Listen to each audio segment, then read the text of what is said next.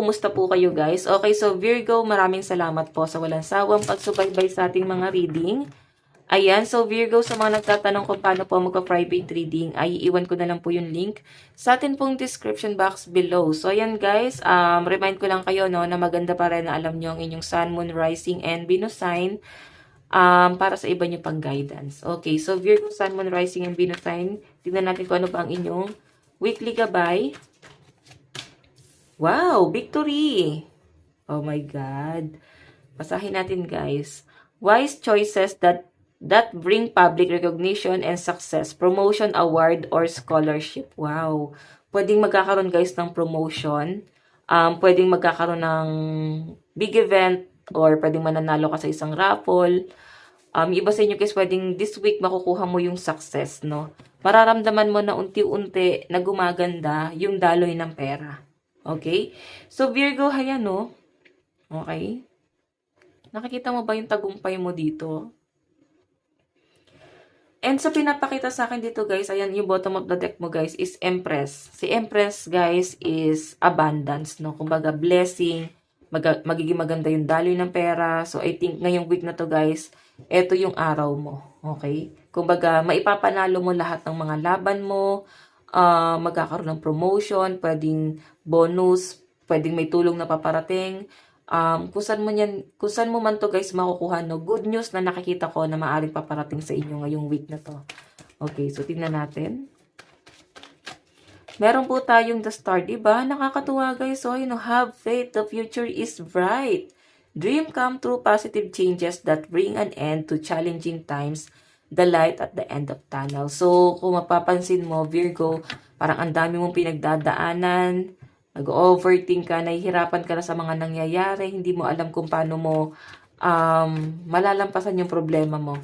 So, sa pinapakita sa akin, guys, malalampasan mo na to. No? Unti-unti mo nang ma-overcome lahat ng mga pinagdadaanan mo ngayon. Yung iba sa inyo, guys, ando ka sa point na parang nagtitiis ka eh. Okay? Pwede sa trabaho, tinitiis mo yung hirap. Ayan, tinitiis mo yung hirap para lang dito.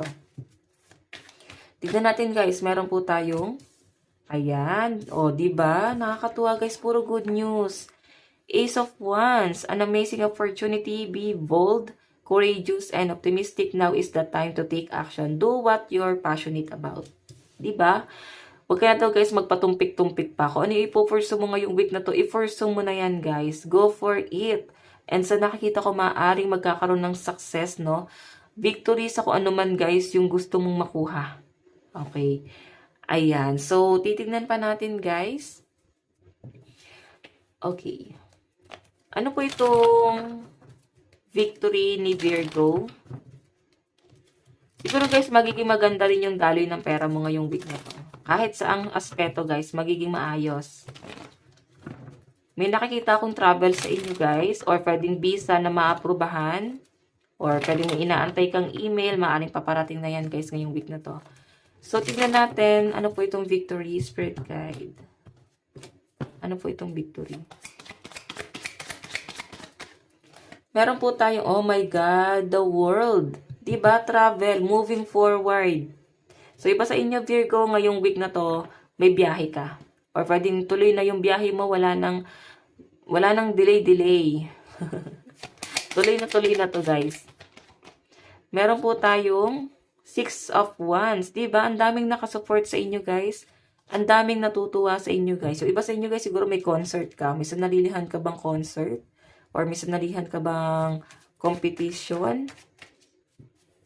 Okay? Ayan no, nakakatuwa kasi guys, ang daming nakasupport sa inyo guys. Okay? Ayan o.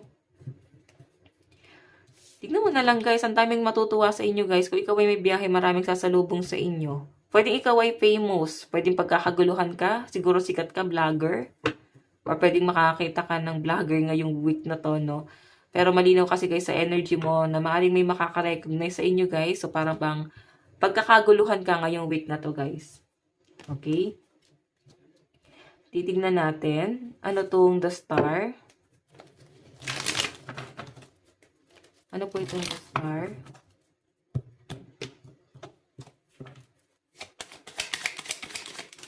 Oops. Meron tayong, oh my God. Ano ito nagpapagulo sa isip niyo, Virgo? ha? Oh my God. May hahabol kay Virgo. So, sa relationship mo, Virgo, may gugulo sa'yo. Hindi ka makalimutan ng taong to. Hahabol at hahabol siya sa inyo, oh. Okay, grabe yung, grabe yung attachment, no? Grabe yung attraction. Iniisip-isip ka, guys. Para bang na-obsess. Ganun yung nafe-feel ko, guys. Pwedeng nandun sa point na para bang nagde-demand na po siya ng time. Or magde-demand na siya ng attention sa inyo, guys. Naguguluhan ka kasi pwedeng wala naman kayong label.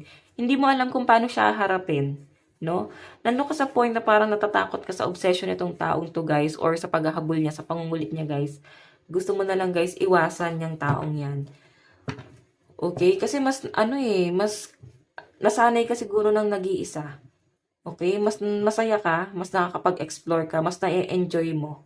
Ganun yung nakikita kong energy mo rito. Okay? So, may nakikita ko, guys, na maaaring matagal mo rin, guys, inantay itong taong to. Yun nga lang, guys, moving forward ka eh. May nakikita rin ako, guys, papers na pwedeng ipaprocess, pwedeng divorce paper. Ganun yung nafe-feel ko rito. Pwedeng may mga nakikipag-divorce, or pwedeng person mo yan, or ikaw. Pwedeng may married dito, no? Tingnan natin, guys, ano naman tong Page of Wands. Ano po itong Page of Wands? Okay. King of Cups. So, Virgo, nakikita ko rito, kailangan mo ng pahinga muna. Okay? Nakikita ko na magiging maganda naman yung daloy ng pera mo, pero kailangan mo ng pahinga. Okay? Huwag mo daw masyadong i-pressure yung sarili mo. Di ba? Yan, no? Alam mo, pwedeng nga sobra-sobra na sa pahinga. Pwedeng kailangan mo pang mag-isip or magplano. Okay?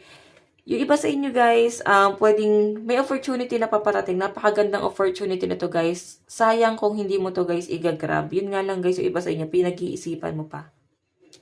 Okay, pwedeng nagda-doubt ka. Diba? Doubt ka dyan sa bagay na yan kasi parang feeling mo, hindi fit para sa'yo or hindi para sa'yo. Tignan natin. Meron tayong Two of Wands. May nakikita ko dito, guys. Siguro may nangako sa inyo. Or merong pwedeng foreigner to.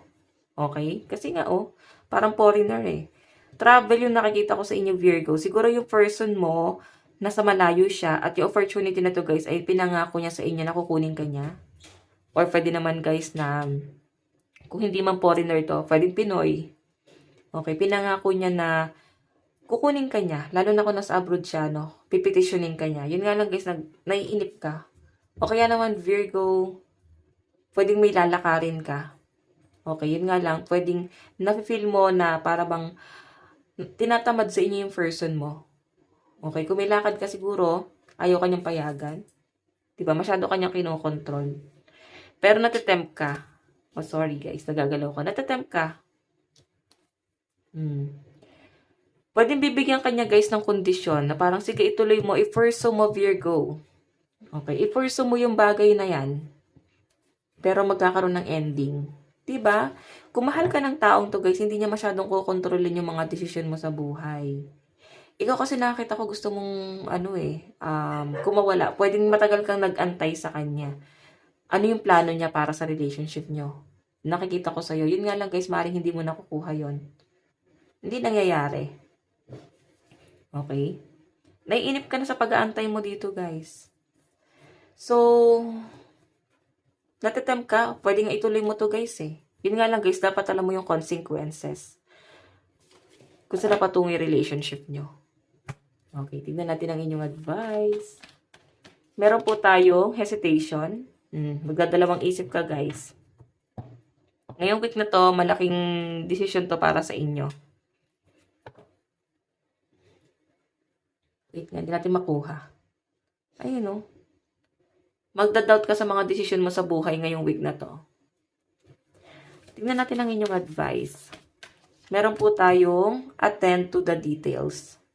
So, siguro kailangan aralin mo mabuti yung mga hakbang na gagawin mo ngayong week na to. So, meron tayong focus on the positive. So, ayan nga guys, mag-focus ka na lang sa mga, sa mga opportunity na paparating sa inyo guys. Blessing, abundance, di ba? Napaparating sa inyo.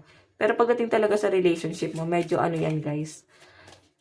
Kung may karelasyon ka ngayon, mukhang hindi na kayo guys ganon ka nagkiklik. Nararamdaman mo na may kulang na. Okay? So, ayan guys, focus ka sa positive kasi pwedeng mawawala ka sa mood ngayong week na to. Sa halip na ang ganda na nangyayari. So, Virgo, ito lang po ang inyong reading hanggang sa muli. God bless and love you all. Thank you.